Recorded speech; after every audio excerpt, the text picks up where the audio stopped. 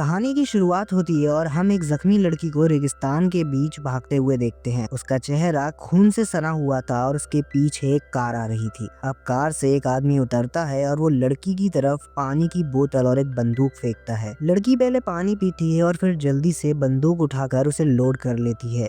वो उस आदमी को मारना चाहती थी लेकिन उसका निशाना सही नहीं बैठा। आखिरकार उस आदमी ने कार चढ़ाकर लड़की को कुचल दिया और उसे मार डाला। सीन कट होता है और अब हमें एक दूसरी लड़की को दिखाया जाता है जो रेगिस्तान से गुजर रही होती है। इसका नाम बॉबी है जो अपनी बहन से फोन पर बात कर रही होती है। बॉबी अपने उसी दोस्त के पास जा रही है जिसने उसे पहले मारा पीटा था। बॉबी की बहन उसे समझाती है कि तुम भी अपनी जिंदगी माँ जैसे बर्बाद मत कर लेना, लेकिन बॉबी अपनी बहन की एक नहीं सुनती क्योंकि उसे अपने रिलेशनशिप को एक और मौका देना था। रास्ते में बॉबी एक फ्यूल स्टेशन पर रुकती है जहाँ उसकी मुलाकात एक शेरिफ से होती है। शेरिफ उसे बियर ऑफर करता है लेकिन बॉबी बात करने के मूड में नहीं थी। वो पैसे देकर आगे बढ़ जाती है, लेकिन अब भी बॉबी अपनी बहन से बात कर रही होती है जो उसे उसके दोस्त के खिलाफ भड़काती है। बातों बातों में बॉबी को बहुत गुस्सा आ जाता है और वो गाड़ी तेज चलाने लगती है। उसे पता नहीं चलता कि सामने शेरिफ की गाड़ी खड़ी है जिसने उसे ओवर स्पीडिंग करते हुए देख लिया था। शेरिफ उसकी कार का पीछा करता है और उसे रुकने का इशारा देता है। बॉबी अपनी कार को रोकती है और देखती है कि वो वही शेरिफ है जो उसे फ्यूल स्टेशन पर मिला था। शेरिफ उसके डॉक्यूमेंट्स लेता है और फिर कहता है कि उसे $1000 का जुर्माना देना पड़ेगा। बॉबी हैरान हो जाती है क्योंकि उसके पास इतने पैसे नहीं थे। शेरिफ कहता है, पीछे देखो, मेरी कार की लाइट टूटी है। तुम्हारी कार से कुछ गिरा था जिसकी वजह से मेरी कार की लाइट टूट गई। बॉबी कहती है उसने ऐसा कुछ नहीं किया, लेकिन शेरिफ मानने को तैयार नहीं था। फिर शेरिफ बॉबी से कहता है कि तुम एक काम करो, फ्यूल स्टेशन के ATM से पैसे निकाल लाओ, तब तक तुम्हारा मोबाइल और डॉक्यूमेंट्स मेरे पास रहेंगे। बॉबी गुस्से में कहती है, ये कैसा कानून है, तुमने मेरा फोन भी रख लिया। शेरिफ भी गुस्से में आकर कहता है, मुझे कानून सिखाने की कोई जरूरत नहीं है, जो कहा है वो करो। बॉबी फ्यूल स्टेशन पहुंचती है तो पता चलता है कि ATM तो एक हफ्ते से बंद पड़ा है। वो वहाँ के मालिक को बताती है कि शेरिफ ने उसे रोका है और जुर्माना भरने को कहा है। वो आदमी कहता है, हर हफ्ते कुछ लड़कियां यहाँ आती हैं इसी जुर्माने के लिए। अब बॉबी को समझ में आ जाता है कि शेरिफ लड़कियों को परेशान करके उनसे मजे लेता है। बॉबी फैसला करती है कि वो शेरिफ का शिकार नहीं बनेगी, ना पैसे देगी, चाहे फोन और ID उसके पास रह जाए। वो कार लेकर वहाँ से भागने लगती है और शेरिफ उसे दूर से देखता है। तभी बॉबी के फोन पर उसके दोस्त की कॉल आती है। शेरिफ कॉल उठाता है और कहता है बाद में कॉल करना। वो फोन एक बॉक्स में फेंक देता है जहाँ पहले से कई मोबाइल और ID रखी थी। अब वो बंदूक निकाल कर बॉबी की कार पर गोली चला देता है। बॉबी की गाड़ी रुक जाती है। शेरिफ उसके पास आता है और पूछता है, तुम रुकी क्यों नहीं जब मैंने कहा था? बॉबी कहती है, मुझे जल्दी पहुंचना है वरना मेरा बॉयफ्रेंड शक करेगा। शेरिफ कहता है, अब तुम नहीं जा सकती, तुम्हारा जुर्माना भी बढ़ गया है और कार की लाइट भी टूट गई है। अब वो बॉबी की तलाशी लेता है।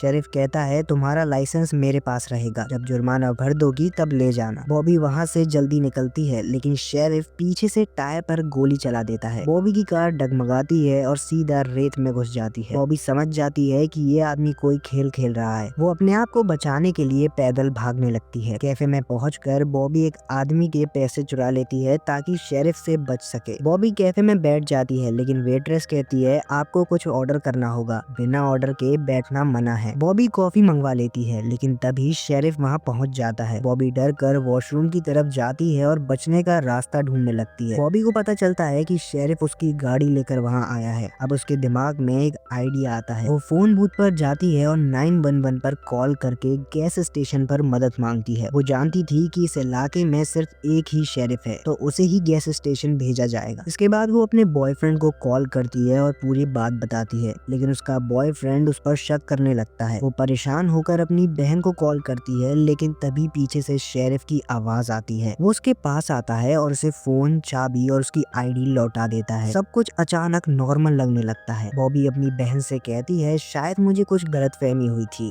लेकिन अब सब कुछ ठीक है। बॉबी शेरिफ से चाबी लेकर अपनी गाड़ी की तरफ जाती है। दूसरी तरफ हम देखते हैं कि बॉबी ने जिस आदमी के पैसे चुराए थे वो कैफे की वेट्रेस पर पैसे चोरी करने का इल्जाम लगा देता है। कैफे के बॉस ने भी बिना वेट्रेस की बात सुने उसे नौकरी से निकाल दिया। वो दुखी होकर बाहर बैठी थी। तभी बॉबी बाहर आ जाती है और उस लड़की से लिफ्ट की पूछती है। लड़की उसे हाँ कर देती है और वो दोनों एक साथ सफर पर निकल पड़ते हैं। दोनों बस बात कर ही रहे थे कि अचानक एक गोली चली जो सीधा उस लड़की के सिर पर लगी और उसकी मौत हो गई। उसका खून बॉबी की कार पर लग गया। इस लड़की को मारने वाला और कोई नहीं बल्कि वही शेरिफ था। पता नहीं वो लड़कियों को क्यों मार रहा था। ये सब देखकर बॉबी के होश उड़ गए थे। उसकी आंखों के सामने किसी की मौत हो गई थी। अपने आप को थोड़ा नॉर्मल करने के लिए वो कार के बाहर आई, लेकिन इससे पहले कि वो पूरी तरह संभल पाती उसने देखा कि शेरिफ उसके पीछे आ रहा है। बॉबी ने तुरंत भागने का फैसला किया। इसी दौरान बॉबी को उसकी बहन का कॉल आता है। वो उसे सब कुछ बताना चाहती थी, लेकिन तभी उसे पता चलता है कि कॉल पर उसकी बहन नहीं बल्कि खुद शेरिफ था। शेरिफ ने अपना नंबर उसकी बहन के नाम से सेव कर दिया था। इसी परेशानी में एक ट्रक अचानक से सामने आ गया। बॉबी ने तेजी से कार रोकी और ट्रक को हाथ हिलाकर रुकवाया। ट्रक ड्राइवर जल्दी से बाहर आया और बॉबी की हालत देखकर पूछा, क्या हुआ? बॉबी ने कहा, शेरिफ मेरे पीछे पड़ा है, वो मुझे मारना चाहता है, उसने मेरी दोस्त को भी मार डाला, प्लीज मेरी मदद कीजिए। बॉबी की गंभीर हालत देखकर ट्रक ड्राइवर ने अपने ट्रक से एक बंदूक निकाली और शेरिफ पर तान दी। शेरिफ ने लड़के से कहा, इसकी बात मत सुनो, ये खुद एक कातिल है, इसने एक लड़की को मारा है और सुबह से पुलिस इसके पीछे पड़ी है, इसे मुझे सौंप दो और तुम चले जाओ। ट्रक ड्राइवर ने बॉबी की तरफ देखा। उसकी हालत देखकर उसे नहीं लगा कि वो कातिल है, उसे लगा कि शेरिफ ही गलत बोल रहा है। लेकिन इससे पहले कि वो शेरिफ पर गोली चलाता, शेरिफ ने उसे गोली मार दी और उसकी मौत हो गई। जैसे ही वो आदमी मरा, बॉबी फिर से अपनी कार में बैठकर वहां से भाग गई। वो कार चलाती हुई एक सुनसान गैरेज में पहुंची और वहां कार पार्क कर दी। बॉबी यहाँ छिपने की जगह ढूंढ रही थी, लेकिन तभी उसे किसी के कदमों की आहट सुनाई। खुद को बचाने के लिए उसने वहीं से एक लकड़ी उठाई और पीछा कर रहे आदमी पर हमला कर दिया। उसे लगा कि वो शेरिफ है, लेकिन वो आदमी गैरेज में काम करने वाला एक मैकेनिक था। वो बॉबी को अंदर ले गया, उसकी पट्टी करी और उसे कॉफी भी दी। बॉबी ने उसे पूरी कहानी बताई कि कैसे शेरिफ उसके पीछे पड़ा है और वो 2 लोगों को मार भी चुका है। उसकी कहानी सुनकर वो लड़का कहता है कि तुम यहीं रुको, मैं अपने बॉस को कॉल करता हूँ, वो जरूर तुम्हारी मदद करेगा और शायद तुम इस मुसीबत से बाहर निकल जाओ। बॉबी खुद वॉशरूम जाने को कहती है और वो लड़का उसे कमरे तक छोड़ता है। कुछ देर बाद जब बॉबी कमरे में गई तो वो हैरान रह गई। वहाँ कार मैकेनिक वाले औजारों के साथ साथ अजीबोगरीब हथियार भी थे, जैसे चेन सॉ और दूसरी डरावनी चीजें। उसने दीवारों पर कई लड़कियों के आईडी कार्ड देखे। आईडी देखकर उसे लगा कि ये जगह शेरिफ की है। तभी अचानक उसके सामने शेरिफ आ गया। शेरिफ बोला, इतना सोच क्यों रही हो, मैं बताता हूँ। इन आईडी पर जो नंबर हैं वो ये बताते हैं कि वो लड़की कितनी दूर तक भागी थी। इससे पहले कि बॉबी भागने की कोशिश करती, वो लड़का जिसे बॉबी मैकेनिक समझ रही थी, उसने बॉबी के सर पर वार किया और उसे बेहोश कर दिया। असल में वो लड़का शेरिफ का भाई था और वो दोनों मिलकर ये सब किया करते थे। कुछ देर बाद जब बॉबी को होश आया तो उसने देखा कि उसे कुर्सी से बांध दिया गया था। शेरिफ ने अपनी कहानी सुनानी शुरू की कि वो औरतों से इतनी नफरत क्यों करता है। असल में उसकी माँ अच्छी औरत नहीं थी, वो हर वक्त मस्ती में रहती थी, जिसकी वजह से दोनों भाइयों को बहुत दुख झेलना पड़ा। इसके बाद उसने बॉबी को एक चाकू दिखाया और बोला, ये मैंने अपनी माँ की खाल से बनाया है, यानी उसने अपनी माँ की भी हत्या कर दी थी। फिर उसने वही चाकू बॉबी की जबान पर रखा और धीरे से काट दिया। शेरिफ बोला, इसी जबान से तू मुझे गाली देती थी ना। दर्द इतना था कि बॉबी फिर से बेहोश हो गई। होश आया तो बॉबी ने देखा कि अब उसे कुर्सी से खोला जा चुका था। वो उठी, शेरिफ का चाकू उठाया और बाहर आ गई। लेकिन शेरिफ को उसके इस प्लान की पूरी जानकारी थी, क्योंकि हर लड़की जिसने भागने की कोशिश की है वो यही करती थी। अब बॉबी उसी तरह भाग रही थी जैसे हमने फिल्म की शुरुआत में देखा था, और उसके पीछे शेरिफ अपनी गाड़ी लेकर आ रहा था। जब बॉबी थक कर गिर गई तो शेरिफ ने एक बंदूक उसकी तरफ फेंकी, ठीक वैसे ही जैसे वो हर लड़की को देता था। उसे उम्मीद